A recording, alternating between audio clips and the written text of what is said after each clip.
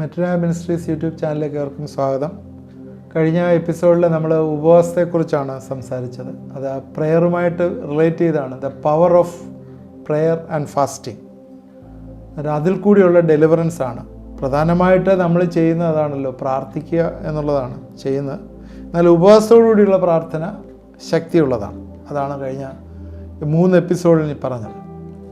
ഇനിയും നമ്മൾ അടുത്ത പ്രധാനപ്പെട്ട പോയിന്റിലേക്ക് കയറുന്നത് ദ പവർ ഓഫ് വർഷിപ്പ് എന്നുള്ളതാണ്. ആരാധനയിൽ കൂടിയുള്ള വിടുതൽ. നമ്മൾ പലപ്പോഴും ഈ പാട്ടുകളൊക്കെ കേട്ടിട്ടുണ്ടല്ലോ, ആരാധിക്കുമ്പോൾ ചെങ്ങല പൊട്ടി എന്നൊക്കെയുള്ള പാട്ടുകളൊക്കെ നമ്മൾ പാടാറുണ്ട്. ആരാധിക്കുന്നേ ഞങ്ങൾ ആരാധിക്കുന്നേ എന്നുള്ള പാട്ടിൻ്റെ ഭാഗങ്ങളാണത്. ആരാധനയിലൊരു വിടുതലുണ്ട്, ശക്തിയുണ്ട്, നമ്മൾ മറന്നുപോയി. അത് നമ്മൾ മനുഷ്യൻ ദൈവത്തെ ആരാധിക്കണമെന്ന് ദൈവം ആഗ്രഹിക്കുന്നു. ആദാമും ഹവ്വായും ഏദൻ തോട്ടത്തിലായിരുന്നപ്പോൾ ദൈവവുമായിട്ടൊരു ഫെലോഷിപ്പിലായിരുന്നു.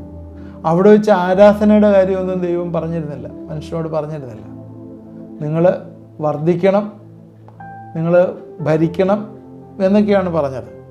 എന്നാൽ പുറപ്പാട് പുസ്തകം 20-ാം അധ്യായത്തിലേക്ക് വരുമ്പോൾ ഒന്നാമത്തെ കൽപ്പന തന്നെ അതായിട്ടാണ് പറയുന്നത്. 10 കൽപ്പനകളിലെ യഹോവയായ ഞാൻ നിൻ്റെ ദൈവമാകുന്നു എന്ന് പറഞ്ഞാൽ തുടങ്ങുന്നത്. അതുകൊണ്ട് ഞാനല്ലാതെ അന്യദൈവങ്ങൾ നിനക്കുണ്ടാകരുത്, മീതെ സ്വർഗത്തിലും താഴെ ഭൂമിയിലും ഭൂമിക്ക് കീഴെ വെള്ളത്തിലുമുള്ള യാതൊന്നിൻ്റെ പ്രതിമയും അരുത്, അവയെ നമസ്കരിക്കുകയോ സേവിക്കുകയോ ചെയ്യരുത്. നിൻ്റെ ദൈവമായ യഹോവയാൻ തീഷ്ണതയുള്ള ദൈവമാവും. അപ്പോൾ ദൈവം ആരാധന എക്സ്പെക്റ്റ് ചെയ്യുന്നു, ദൈവത്തെ ആരാധിക്കണം എന്നുള്ളതാണ് പറയുന്നത്. എന്നാൽ ഈ പഴയ നിയമത്തിലെ ദൈവം, യഹോവയായ ദൈവം, അന്ന് പഴയ നിയമത്തിലെ ദൈവം എന്ന് പറയാൻ പഴയ നിയമത്തിൽ നമ്മൾ വെളിപ്പെട്ട് കണ്ട ദൈവം, പുതിയ നിയമത്തിലേക്ക് വന്നു കഴിയുമ്പോഴത്തേക്ക് നമ്മൾ കാണുന്നത് എല്ലാ മാനത്തിനും മഹത്വത്തിനും യോഗ്യനായത് ആരാണ്? കുഞ്ഞാട്. കർത്താവായ കുഞ്ഞാടാണ് യോഗ്യൻ എന്ന് പറഞ്ഞ് വെളിപ്പാട് പുസ്തകം 4-ാം അധ്യായത്തിൻ്റെ 2 മുതൽ 11 വരെയുള്ള വാക്യങ്ങളിലെ വലിയൊരു വർഷിപ്പ് കാണുന്നുണ്ട് വെളിപ്പാടിൽ. അത് സ്വർഗത്തിൽ നടക്കുന്ന വർഷിപ്പാണ്. യോഹന്നാൻ പത്മോസ് ദ്വീപിൽ വിവശനായി ഇരുന്നപ്പോൾ സ്വർഗത്തിൽ നിന്നൊരു ശബ്ദം കേട്ടു, അതിലൊരു വാതിൽ തുറന്നിരിക്കുന്നു, ഇവിടെ കയറി വരിക, മേലാൽ സംഭവിക്കാനുള്ള ഞാൻ കാണിച്ചു തരാം എന്ന് പറഞ്ഞു. അവിടെ സിംഹാസനത്തിന് ചുറ്റിലും 24 സിംഹാസനം, വെള്ള ഉടുപ്പ് ധരിച്ചുകൊണ്ട് സിംഹാസനം 24 മൂപ്പന്മാർ. അവരെന്താ ചെയ്യുന്നത്? അവരുടെ കിരീടങ്ങളെ ഇട്ടിട്ട് 24 മൂപ്പന്മാർ സിംഹാസനത്തിന് മുമ്പിൽ വീണ് എന്നേക്കും ജീവിക്കുന്നവനെ നമസ്കരിക്കുന്നു. കർത്താവേ, നീ സർവവും സൃഷ്ടിച്ചവനും നിന്റെ ഇഷ്ടം ഹേതുവാൽ ഉണ്ടായതും സൃഷ്ടിക്കപ്പെട്ടവും ആകയാൽ മഹത്വവും ബഹുമാനവും ശക്തിയും കൈക്കൊള്ളുവാൻ യോഗ്യൻ എന്ന് പറഞ്ഞ് തങ്ങളുടെ കിരീടങ്ങളെ സിംഹാസനത്തിന് മുമ്പിലിട്ടു. അവിടെ സ്വർഗീയ ഒരു ആരാധന നടക്കുന്നതായിട്ട് കാണും. ദൈവം ആരാധിക്കാൻ പറഞ്ഞിരുന്നു എന്ന് പുറപ്പാട് പുസ്തകം 20-ാം അധ്യായത്തിലെ ആദ്യത്തെ കൽപ്പനയായിട്ട് തന്നെ എന്നെ ആരാധിക്കണമെന്ന് പറയുമ്പോൾ സ്വർഗത്തിലെ ഒരു ആരാധന നടക്കുന്ന ഇങ്ങനെയൊരു ആരാധനയാണ് നടക്കുന്നത്. എന്നാൽ പുറപ്പാട് പുസ്തകം നമ്മൾ തുടർമാനമായിട്ട് പഠിക്കുമ്പോൾ സമാഗമന കൂടാരം ഉണ്ടായി ദൈവത്തിൻ്റെ പ്രസൻസ് വന്ന് ദൈവ ആരാധനയിൽ സംബന്ധിക്കുന്നു, മനുഷ്യരുമായി സംബന്ധിക്കുന്ന കാര്യവും, അതിനുശേഷം ദൈവം ഇസ്രായേൽ മക്കളോടൊപ്പമായിരുന്നുവെന്നും യെരുശലേം ടെമ്പിൾ ഉണ്ടാക്കിയെന്നും യെരുശലേം ടെമ്പിളിൽ ദൈവത്തിൻ്റെ പ്രസൻസ് ഉണ്ടായിരുന്നു, അവിടെ ആരാധന നടന്നുവെന്നും ഒക്കെ നമുക്കറിയാം. എന്നാൽ കാലങ്ങൾ അങ്ങനെ കഴിഞ്ഞു. യേശുക്രിസ്തു ജന്മമെടുത്തു, യേശുക്രിസ്തു ഈ ലോകത്തിൽ വന്നു. യേശുക്രിസ്തു വന്ന് നമ്മുടെ പാപങ്ങൾക്ക് വേണ്ടി മരിച്ചു, കാൽവറിയിൽ യാഗമായി തീർന്നു. അവൻ നമ്മളെ വീണ്ടെടുത്തു, അവൻ മരിച്ച് അടക്കപ്പെട്ട് ഉയർത്തുന്നേറ്റു. അതിൽ വിശ്വസിക്കുന്നവർക്ക് പാപമോചനവും രക്ഷയും ദൈവം കൊടുത്തു. അത് കഴിഞ്ഞപ്പോഴേ ആ സമയത്ത് AD 70 യോടുകൂടി യെരുശലേം ദേവാലയം തന്നെ ഇല്ലാതെയായി, പിന്നെ ആലയമില്ല. ദൈവത്തിൻ്റെ പ്രസൻസ് അവിടെ നിന്ന് വിട്ടുപോയി. നമ്മൾ ഈ ആരാധനയുടെ ചില എപ്പിസോഡുകൾ എടുക്കുന്ന സമയത്ത് ആ കൂടുതൽ ഡീറ്റെയിൽസിലേക്ക് വരാം. അതിനുശേഷം എന്താണ് സംഭവിച്ചത്? യേശുക്രിസ്തുവിൻ്റെ മരണത്തോടുകൂടി, അവൻ്റെ ഉയർത്തെഴുന്നേൽപ്പോടു കൂടി പൗലോസ് പറയുന്നത്, നിങ്ങളും ഞാനും ഓരോരുത്തരും ദൈവത്തിൻ്റെ മന്ദിരമാണ്, ആലയമാണ്, ദൈവം വസിക്കുന്ന ആലയമാണ്. മനുഷ്യൻ്റെ കൈപ്പണിയായിട്ടുണ്ടാക്കിയ ആലയത്തിലല്ല ദൈവം വസിക്കുന്നത്, പിന്നെയോ നിങ്ങളുടെയും എൻ്റെയും ജീവിതത്തിലാണ് ദൈവം വസിക്കുന്നത്. അതിനാൽ ആരാധന നടത്തുന്നത് നമ്മുടെ ജീവിതങ്ങളെ ദൈവത്തിന് സമർപ്പിച്ചുകൊണ്ടുള്ള ആരാധനയാണ് ദൈവം അക്സെപ്റ്റ് ചെയ്യുന്നതെന്ന് റോമർക്കെഴുതിയ ലേഖനം 12-ാം അധ്യായത്തിൻ്റെ 1-2 വാക്യങ്ങളിൽ പറയുന്നു. ആരാധനയ്ക്ക് പുതിയൊരു മാനം വന്നു യേശുവിൻ്റെ മരണത്തോട് ഉയർത്തെഴുന്നേൽപ്പോടുകൂടി. എന്നുവെച്ചാൽ എന്ത് മാനമാണ് വന്നത്? നമ്മൾ ആലയത്തിലുള്ള, യെരുശലേം ടെമ്പിളിലുള്ള, അല്ലെങ്കിൽ ആദ്യമായിട്ടുള്ള ഇസ്രായേൽ മക്കളുടെ ഇടയിലുള്ള പ്രസൻസിൽ നിന്ന് വ്യത്യസ്തമായി നമ്മുടെ ഹൃദയങ്ങൾ വസിക്കുന്ന ക്രിസ്തു, ഞാൻ നിങ്ങളിലും നിങ്ങൾ എന്നിലും വസിക്കുന്നു, ആ രീതിയിൽ യേശു പഠിപ്പിച്ച ഒരു ആരാധന.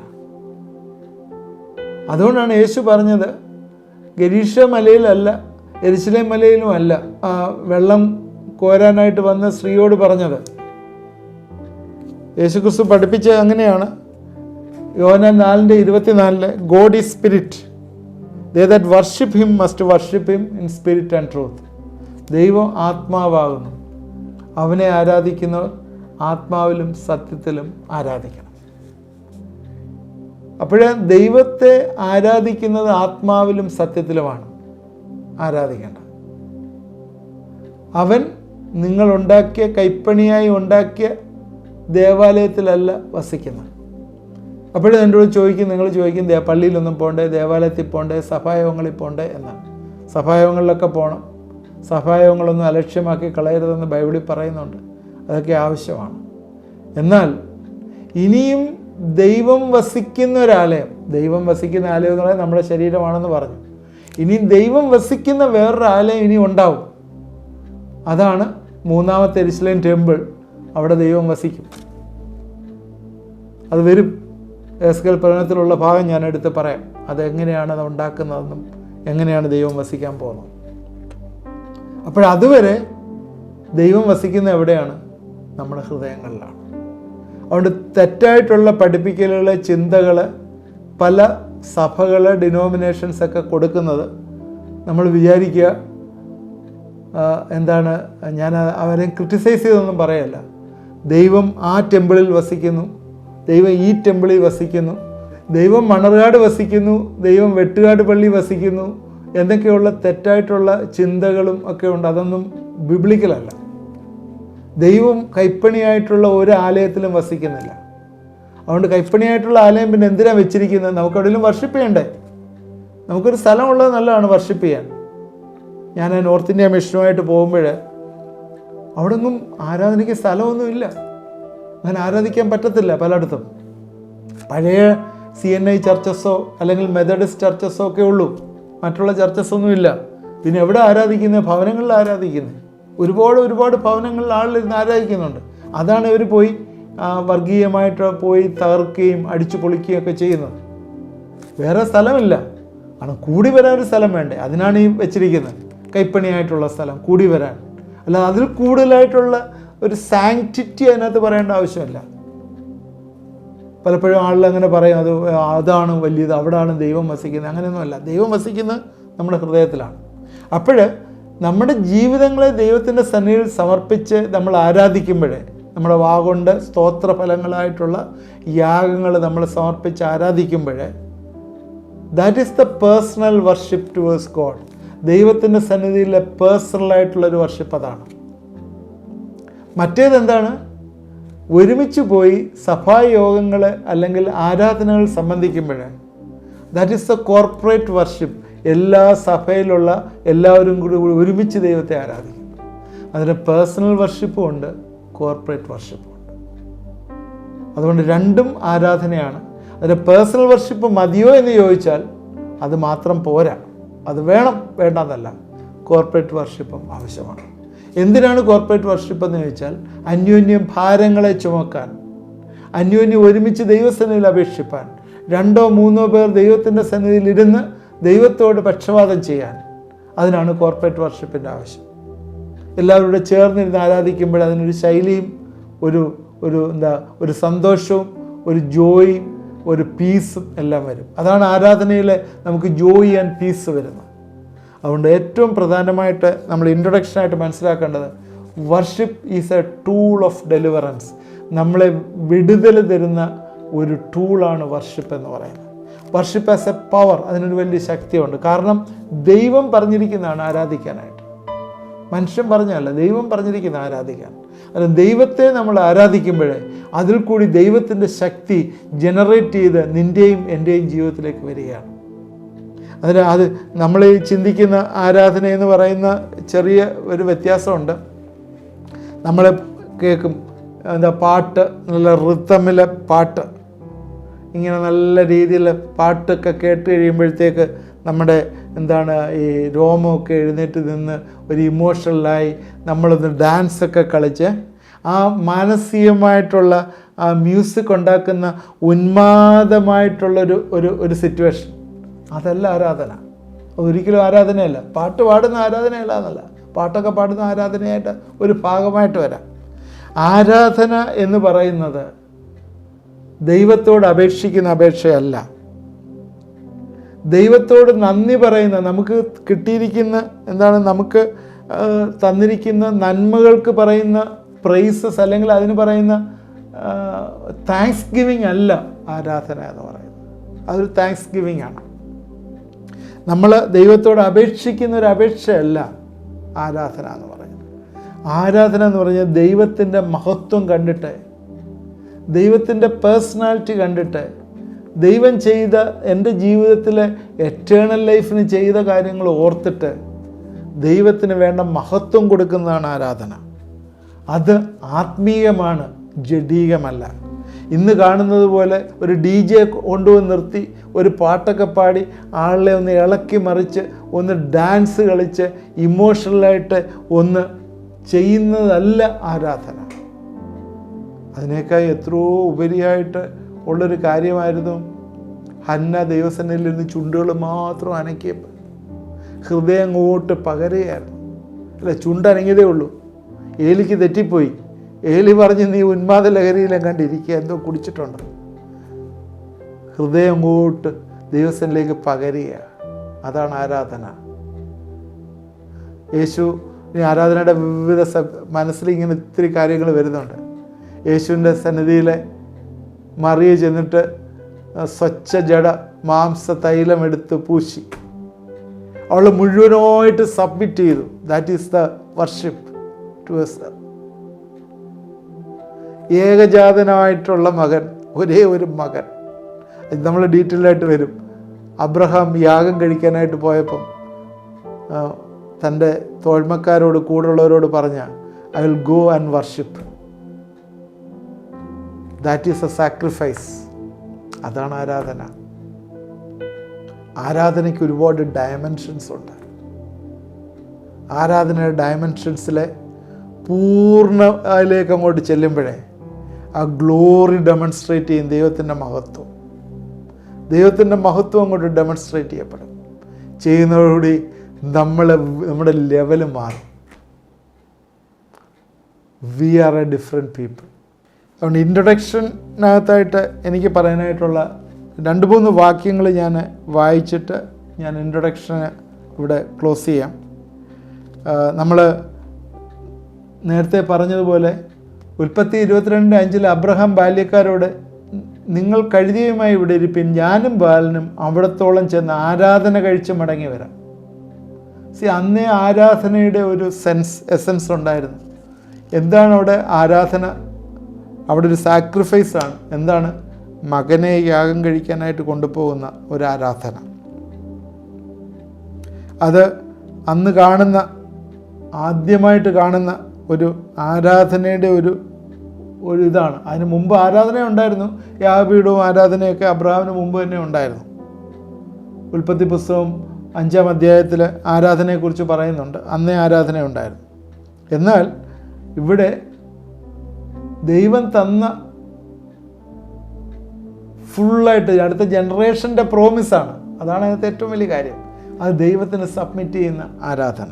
മത്തായി 2-ാം അധ്യായത്തിൻ്റെ 2-ാം വാക്യത്തിൽ യഹൂദന്മാരുടെ രാജാവായി പിറന്നവൻ എവിടെ? ഞങ്ങളവനെ നക്ഷത്രം കിഴക്ക് കണ്ട് അവനെ നമസ്കരിപ്പാൻ വന്നിരിക്കുന്നു.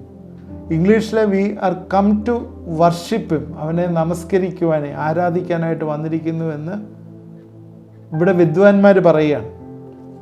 അതുകൊണ്ട് ആരാധന, യേശുവിനെ ആരാധിക്കാൻ വന്ന വിദ്വാൻമാരുടെ കാര്യമാണ് ഇവിടെ പറയുന്നത്. അത് തന്നെ 11-ാം വാക്യത്തിലും പറയുന്നുണ്ട്. ആ വീട്ടിൽ ചെന്ന് ശിശുവായ അമ്മയായ മറിയോടുകൂടെ കണ്ടു വീണ് അവനെ നമസ്കരിച്ചു. നിക്ഷേപാത്രങ്ങളെ തുറന്ന് അവന് പൊന്നും കുന്തിരിക്കവും മൂരും കാഴ്ചവെച്ചു. അവിടെ അവനെ വർഷിപ്പ് ചെയ്തു. അവനെ വീണ് നമസ്കരിച്ചതായിട്ട് കാണുന്നു. യേശുക്രിസ്തു മത്തായിയുടെ സുവിശേഷം 4:10 പറയുന്നു, "Thou shall worship the Lord thy God." ദൈവത്തെ മാത്രമേ ആരാധിക്കാവൂ എന്ന് പറയുന്ന ഭാഗം. അതുപോലെ തന്നെ യോഹന്നാൻ 4:24 ദൈവ ആത്മാവാകുന്നു, അവനെ ആരാധിക്കുന്നവർ ആത്മാവിലും സത്യത്തിലും ആരാധിക്കണം. അപ്പോഴേ ഇവിടെ എല്ലാം കാണുന്ന യേശുവിനെ ആരാധിക്കുന്നുണ്ട്, ദൈവത്തെ ആരാധിക്കുന്നുണ്ട്. പ്രത്യേകം ശ്രദ്ധിക്കുക. യേശുവിനെ ആരാധിക്കാം, ദൈവത്തെ ആരാധിക്കാം, പരിശുദ്ധാത്മാവിനെ ആരാധിക്കാം. അത് ഹൃദയത്തിൻ്റെ ഉള്ളിൽ നിന്നുള്ള ഒരു ഔട്ട്പോർ ആയിരിക്കണം ആരാധന. അല്ലാതെ വെറുതെ വാക്കുകൾ പറഞ്ഞുകൊണ്ടുള്ള ആരാധനയല്ല. നമുക്ക് ഒരു ഡിഫറെൻറ്റ് ലിറ്റർജി ഉണ്ട്. പല സഭകൾ പല ലിറ്റർജികൾ യൂസ് ചെയ്യുന്നുണ്ട്. അതിൻ്റെയൊക്കെ മീനിങ് ഒക്കെ നല്ലതാണ് പലതും. എന്നാൽ ആ മീനിങ് എത്ര പേരത് മനസ്സിലാക്കി ആരാധിക്കുന്നുണ്ടെന്ന് അറിയത്തില്ല. അതുപോലെ തന്നെ റിട്ടൺ ആയിട്ടുള്ള ലിറ്റർജി ഇല്ലാതെ പറയുന്ന സഭകളുമുണ്ട്. ആ ലിറ്റർജി ഇല്ലാതെ പറയുന്ന സഭകളും പലതും പറയുന്നത് റെപ്പറ്റീഷനാണ്. പലതും അറിയാതെ തന്നെ വരുന്നുണ്ട് എന്ന് നമ്മൾ മനസ്സിലാക്കുക. എന്നാൽ നമ്മുടെ ഹൃദയവും നമ്മുടെ മനസ്സും ദൈവത്തിങ്കിലേക്ക് പോറ് ചെയ്യുന്ന ഒന്നാണ് ആരാധന. അത് ദൈവത്തിൻ്റെ പ്രസൻസിലിരിക്കുമ്പോഴാണ്. So worship shall come from the heart. അന്നേരം worship shall come from the heart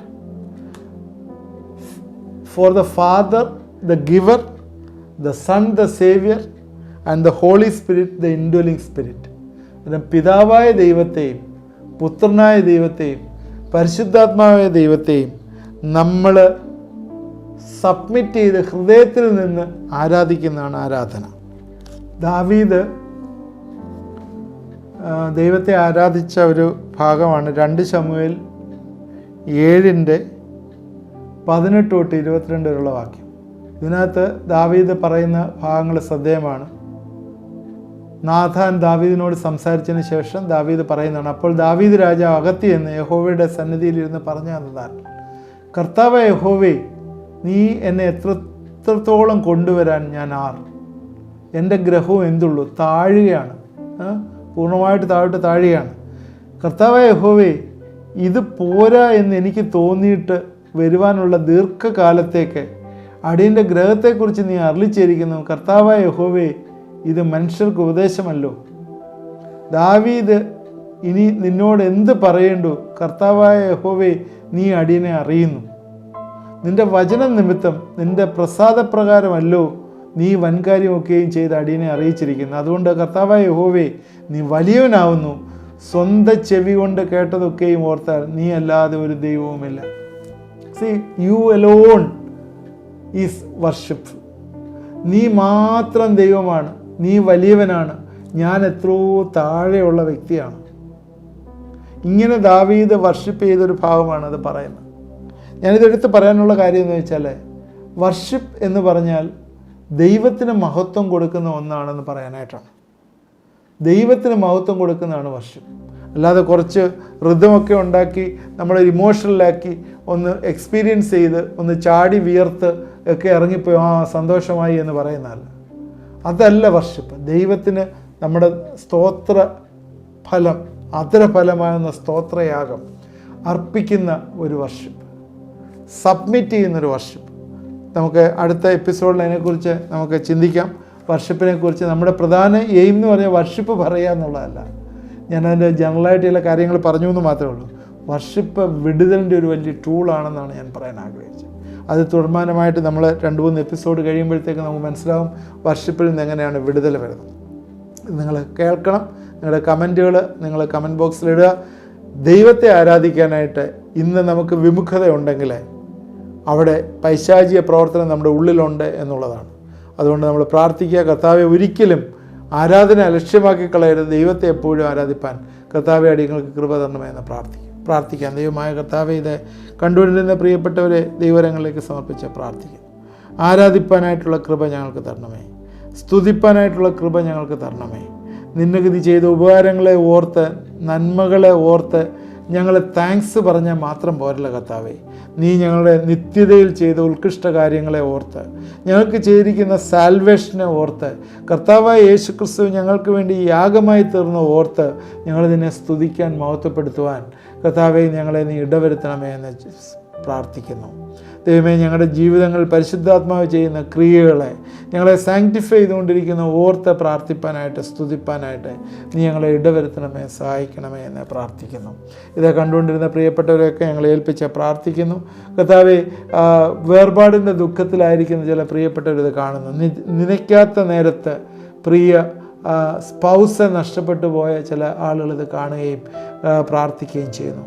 എല്ലാ രീതിയിലുള്ള സമാധാനത്താൽ അവരെ നിറയ്ക്കണമേ. ഇനി മുമ്പോട്ട് എങ്ങനെ പോകുമെന്ന് അറിയാതെ വിഷമിക്കുമ്പോഴേ കർത്താവെ നീ വഴികളെ കാണിച്ചു കൊടുക്കുന്ന ദൈവമായിട്ട് സ്തോത്രം. നീ കർത്താവെ ആലോചന കൊടുക്കണമേ എന്ന് പ്രാർത്ഥിക്കുന്നു. നിൻ്റെ സന്നിധിയിലിരുന്ന് പ്രാർത്ഥിച്ച് ആലോചന ഏറ്റെടുക്കുവാൻ കർത്താവെ സഹായിക്കണമേ എന്ന് പ്രാർത്ഥിക്കുന്നു.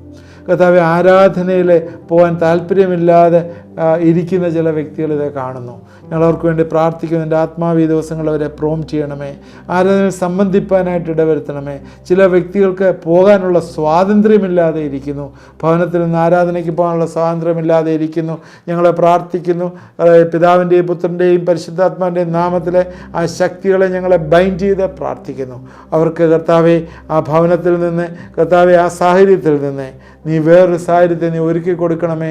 ആരാധനയ്ക്ക് സംബന്ധിക്കുകയും അനുഗ്രഹം പ്രാപിക്കുകയും ചെയ്യുവാൻ കർത്താവെ ഇടവരുത്തുകയും സഹായിക്കുകയും ചെയ്യണമെന്ന് പ്രാർത്ഥിക്കുന്നു.